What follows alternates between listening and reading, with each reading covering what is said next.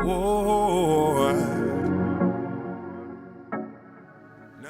guys, it's been a minute, but I am back. Been a little busy, but today I wanted to make this video about something I came across recently in my journey of self-growth, and it's about insecurities. And I want to talk to my people that may be struggling with insecurities, and I also want to talk to people that deal with someone that has insecurities. And you may not know that they have insecurities, so hopefully by the end of this video you will or you might see signs of any insecurities. I think that insecurities can come from a range of different things, but I think one specific one is mental abuse. So that can be from friends, family, any past relationships, anything like that. But if you were mentally abused, it's hard to come back from that. It's hard to shake those insecurities, even though you may be years removed from whatever situation it was. It's hard to shake those insecurities. So someone that, constantly apologizes or constantly needs reassurance, someone that overthinks a lot. I know I overthink a lot. They think the absolute worst when it could be just a small issue. Or someone that just kind of hides their feelings a lot. Those are some signs of mental abuse, and that can develop into insecurities later on. So it's not easy to deal with insecurities, whether it's looks or race or body type, anything like that. It's not easy to deal with, especially if you have been mentally abused. You tend to feel like you're not good enough. You tend to feel like your feelings or your thoughts don't matter, which is why you end up holding them in, or which is why you hide them. That constant need for reassurance may come off as, to some people, as jealousy or as craziness or something along those lines, but it could just mean that that person may need a little more affection or attention than you thought, because you might not know exactly what they're dealing with in terms of insecurities. So that's for the people that don't know or deal with someone with insecurities but actually don't know they have them. It's not easy.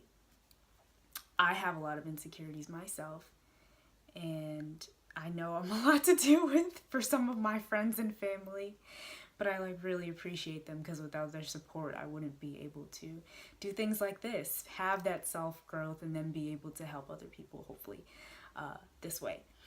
So that support means a lot to people. But to my insecure audience, if you are out there, when you are so removed from a situation, especially something that has to do with mental abuse, at some point you have to stop yourself.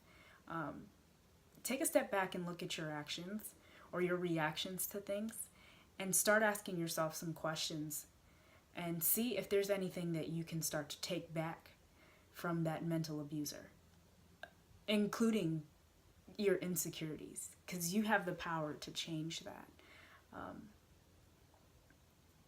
After a while, it's no longer that mental abuser's problem. It's our problem, because they might be completely moved on with their lives, but us, we struggle with those same insecurities, even though it might be years ago.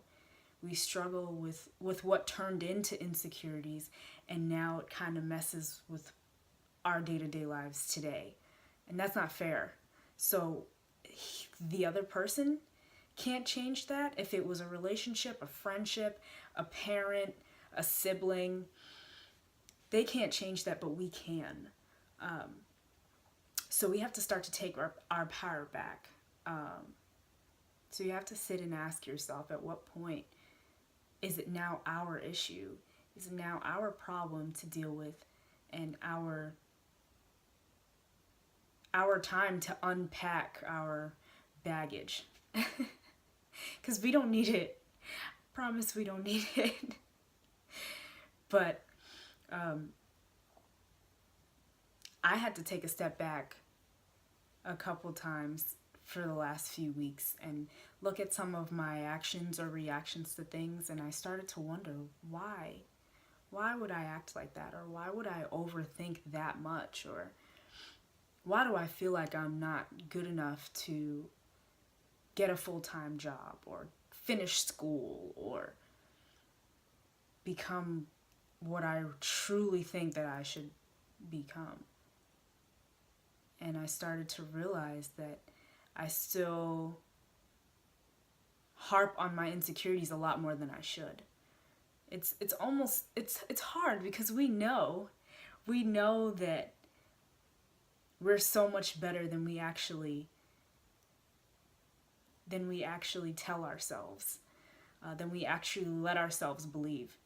And it's weird because half of us knows you're smart enough, you're good enough, you're beautiful, and then the other half is like, no, none of that. None of that at all. So it's that weird balance that we have to figure out. And it's not an easy task. I know it's not. I struggle with it all the time. I know that I'm extremely hard on myself, and I don't give myself enough credit for the strength that I actually do have. I have not given myself enough credit for that. And because of that, I tend to be even harder on myself. Or there are some days where I'm just like, I am amazing, I am awesome, and nothing can stop my shine. But then we always have those insecurities that may pop up at that time and kind of puts you in your sorrow place. So now you're all the way at the other end of the spectrum, you know. So it's a hard balance, but with the right support and with the right self-love, when you can really start to reevaluate situations that you've been in and think of how would you do that differently next time, and make sure that you do that differently next time, that's when we start to take our power back from whoever took it from us. That's when we start to take our strength back from whoever took it from us. And our strength includes those insecurities that were placed when our strength was taken. So, to my insecure people out there, we can do this. We can absolutely do this.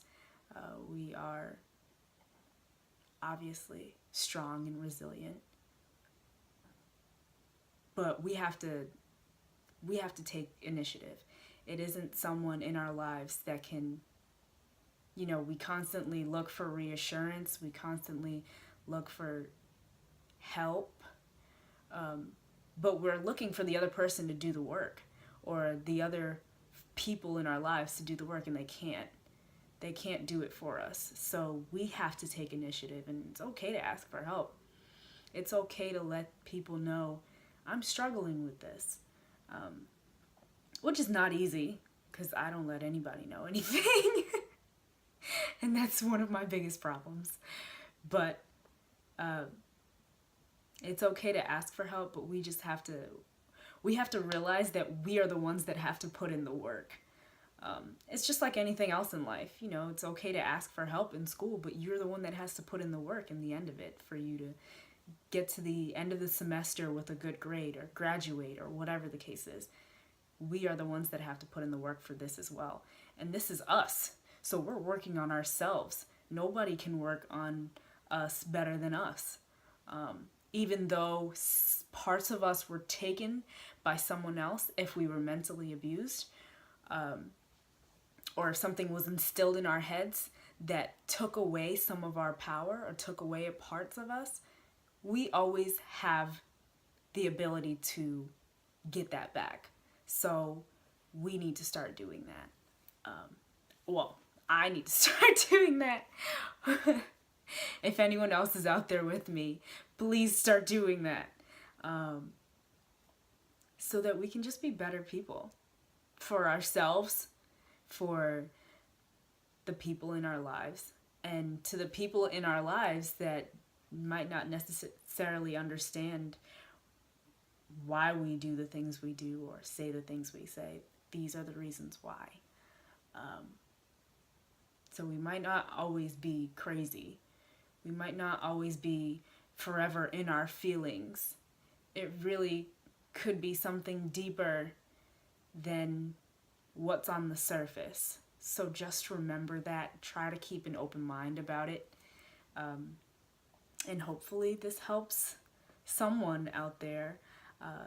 Like I said, this has been helping me. So I'm bringing you guys on this journey with me. So if I'm able to help anybody, that's what I'm here for.